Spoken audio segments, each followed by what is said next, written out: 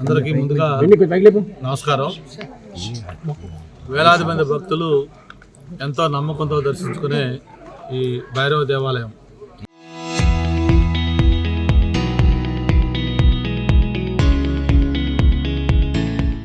దీనికి సంబంధించి ఎన్నో రోజులుగా దీన్ని విజిట్ చేసి ఇక్కడ భక్తులు ఎదుర్కొంటున్న సమస్యల మీద దృష్టి పెట్టాలని చెప్పి అనుకోవడం జరిగింది.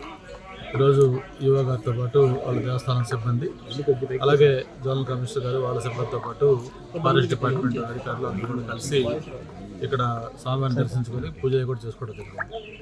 ముఖ్యంగా సింహాచలం దేవస్థానానికి అనుబంధంగా ఉన్న ఈ భైరవ దేవాలయం క్షేత్రపాలకుడిగా భక్తులకి అపారమైన నమ్మకం కలిగించే స్వామి.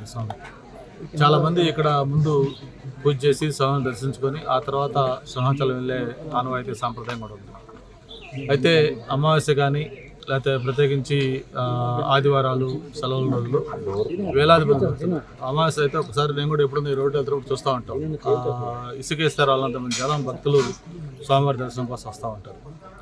చాలామంది భక్తులు గతంలో దర్శించుకున్న వాళ్ళు కూడా ఇటీవల ఫారెస్ట్ డిపార్ట్మెంటు అలాగే దేవస్థానం లేకపోతే ఇతర డిపార్ట్మెంట్ కొంచెం సమన్వయం కూడా లేకపోవడంతో బయట ఒకటి గేట్ పెట్టడం, అలాగే దీనికి భక్తుల్ని పూర్తిగా నియంత్రించడం, ఎవరైనా రావాలన్నా కూడా వాళ్ళకి ఫోన్లు చేసి వాళ్ళ అనుమతి తీసుకొని లోపలికి వచ్చి దర్శించుకునే పరిస్థితి. అంతేకాకుండా ముఖ్యంగా మెయిన్ రోడ్ నుంచి ఇక్కడ దాకా కూడా 1 కిలోమీటర్ పైగా డిస్టెన్స్ ఉంది. ఇక్కడ దాకా రావడానికి కూడా ఆ పెద్ద పెద్ద రాళ్ళు బండరాళ్ళు పైకి తేలి ఆ కాళ్ళు గుచ్చుకుంటాయి అడుగులేస్తే. అటువంటి ఇబ్బందికరమైన పరిస్థితులు ఈ రోడ్డు ఉంది. అంతేకాకుండా ఇక్కడ కరెంటు కానీ లేకపోతే టాయిలెట్స్ కానీ డ్రింకింగ్ వాటర్ కానీ ఇట్లా బేసిక్ ఫెసిలిటీస్ కూడా నోచుకోవట్లేదు. మరి వేలాది మంది భక్తులు వస్తూ ఉన్నారు. మరి ఇంత నమ్మకం ఉన్న దేవాలయాన్ని అభివృద్ధి చేయాలంటే ప్రధానంగా ఇది ఒక వైల్డ్ లైఫ్ యాక్ట్ ప్రకారం లేకపోతే ఫారెస్ట్ వాళ్ళ రూల్స్ ప్రకారం కొన్ని ఇబ్బందులు ఉన్నందువల్ల వాటిని మేము చేయలేకపోతున్నాం అనేది ఒక పక్క అధికారులు కూడా చెప్తా ఉన్నారు. అయితే ఇటీవల మనం జరిగిన డెవలప్మెంట్ చూస్తూ ఉన్నాం. ప్రత్యేకించి ముఖ్యమంత్రి గారు కూడా మొన్న జరిగిన కలెక్టర్ల సమావేశంలో ఫారెస్ట్ డిపార్ట్మెంట్కి స్పష్టంగా ఒక ఆదేశాలు కూడా ఇవ్వడం జరిగింది. ఫారెస్ట్ రూల్స్ డెఫినెట్గా మనం ప్రొటెక్ట్ చేద్దాం, గౌరవిద్దాం. But at the same time ఏదైనా పబ్లిక్కి ఇబ్బంది కలిగించకుండా, వాళ్ళ మనోభావాలు దెబ్బతినకుండా, వాళ్ళ సెంటిమెంట్స్ని గౌరవించే విధంగా మనం కోఆపరేట్ చేయాల్సిన అవసరం ఉంది. ఆ విధంగా మీరు చేయకపోతే మీకు ఏమైనా ఇబ్బంది అయితే నా దగ్గర తీసుకోవాలంటే నేను దాన్ని అనుమతిస్తానని చెప్పి కూడా ముఖ్యమంత్రి గారు చాలా స్పష్టంగా చెప్పడం జరిగింది. ఇప్పుడు ఇక్కడ ఎవరో నేను యువ గారు జెడ్సీ గారు లేదా ఒక ఇండివిజువల్ ఇల్లు కట్టుకోవటమో లేకపోతే ఏదైనా ఫారెస్ట్ భూమి ఎంక్రోచ్ చేసేమైనా చేస్తే దాన్ని డెఫినెట్గా అందరూ మనం ఖండించాలి. ఒక దేవాలయం ఇది ఎన్నో ఏళ్ళుగా ఎన్నో రోజులుగా ఇక్కడ స్వామివారు ఉన్నారు, స్వయంభూ అంటారు, భక్తులు వేలాది మందిగా వస్తూ ఉన్నారు. విపరీతమైన నమ్మకం సెంటిమెంట్ పెరిగింది. ఇప్పుడు మనం ఏం చేసినా కూడా భక్తులు రాకను మనం నియంత్రించలేదు, వాళ్ళని ఆపేయలేం.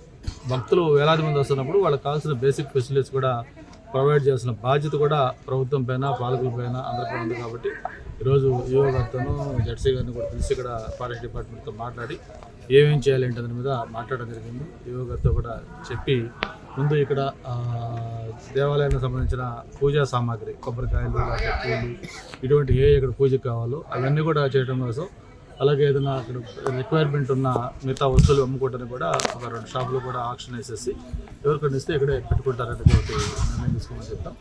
దాంతోపాటు టాయిలెట్స్ టెంపరీగా పెట్టడం, దాంతోపాటు పవర్ కూడా కనెక్షన్ లేదంటారు, దానికి సంబంధించి ఒకటి.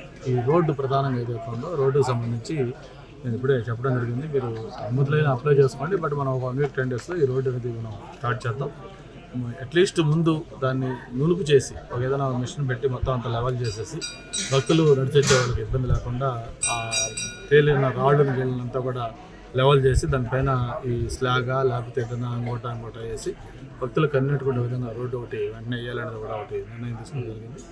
దాన్ని వేసుకున్నామని చెప్పి కూడా తెలియజేసుకుంటూ, తర్వాత ఇక్కడ పూజలు కూడా ఏమేం చేయొచ్చు ఏంటనేది మొత్తం పండితులతో మాట్లాడి అక్కడ దేవాలయ లోపల కూడా ఇంకేమైనా డెవలప్మెంట్ చేయాలా, ఇవన్నీ కూడా ఒక మనకి వారణాసిలో ఉంది. ఎక్కడైతే పాపులర్ కాలభైరవ స్వాములు భైరవ స్వామి టెంపుల్స్ ఉన్నాయో అక్కడ ఏం పూజలు చేస్తారు, హోమాలు అంటున్నారు, ఏంటన్నారు, అవన్నీ కూడా మనం హైందవ సాంప్రదాయం ప్రకారం ఆగమ శాస్త్రం ప్రకారం ఉన్న రూల్స్ ప్రకారం ఏమేమి చేయొచ్చో అవన్నీ కూడా ఈవో గారు ఆ పండితులతో డిస్కస్ చేసి ఏమేమి చేయొచ్చో వాటి కాస్త కొంత టికెట్ కూడా పెట్టి దాన్ని భక్తులకి అన్ని సేవలు అందించే విధంగా దీన్ని నిర్ణయం తీసుకోవడం జరిగింది. భవిష్యత్తులో ఇది ఒక మంచి టెంపుల్గా అంటే భక్తులు బృందానికి ఇంకా ఎక్కువ సంఖ్యలో వచ్చేటట్టుగా వాళ్ళకి కావాల్సిన బేసిక్ ఫెసిలిటీస్ అన్ని కూడా చేసేదానికి అన్ని కూడా నిర్ణయాలు తీసుకోవడం జరిగింది.